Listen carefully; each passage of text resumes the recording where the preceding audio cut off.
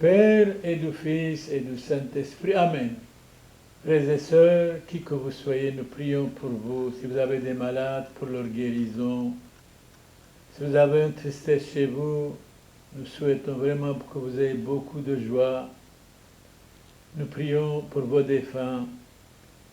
Si vous avez des malades dans les hôpitaux, pour leur guérison. Si vous avez des problèmes dans la famille, nous prions qu'ils soient solutionnés.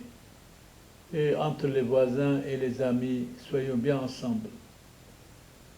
C'est la deuxième séquence au sujet de la foi catholique, la foi de l'Église, selon Saint Jean Climac, abbé, mort en 605, après Jésus-Christ bien sûr, dit: la foi est la mère inébranlable.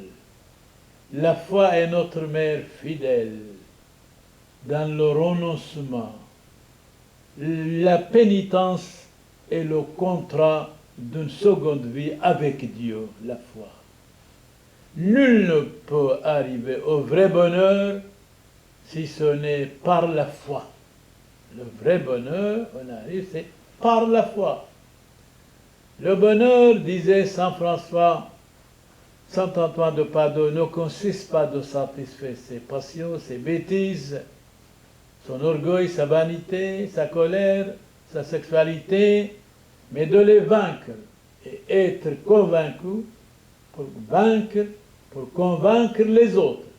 D'abord, nous devons être convaincus nous-mêmes pour convaincre les autres.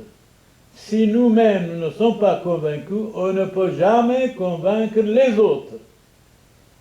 Selon saint Eusèbe, la foi de la religion catholique est la lumière de l'âme, la porte de la vie. Attention, la vie est courte.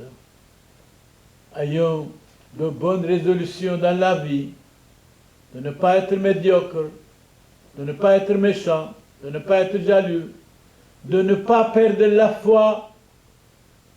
C'est le fondement du salut éternel, la foi.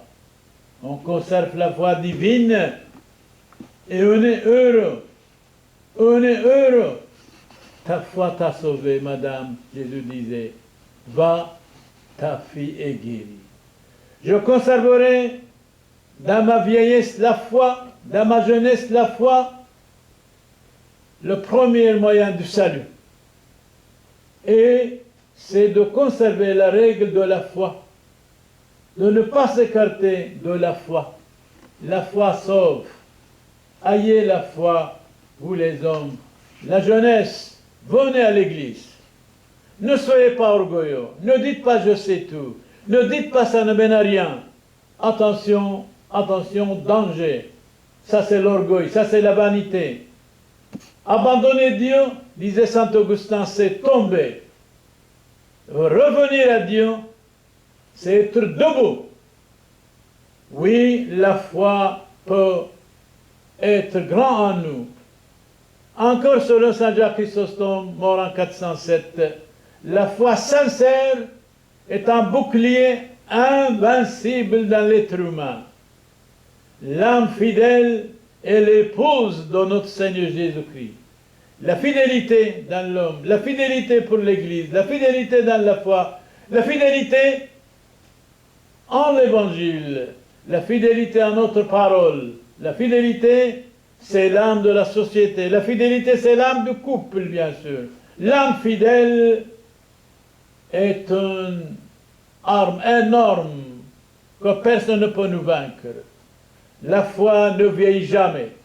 Alors, frères et sœurs, gardez la foi, ne perdez pas la foi, soyez quelqu'un dans la vie et pas quelque chose de médiocre, marionnette, girouette, versatile, un jour oui, un jour non. Une fois pour toutes, soyez quelqu'un dans la vie, quelqu'un vrai. Loué soit Jésus-Christ, maintenant et pour toujours, au nom du Père et du Saint-Esprit. Amen.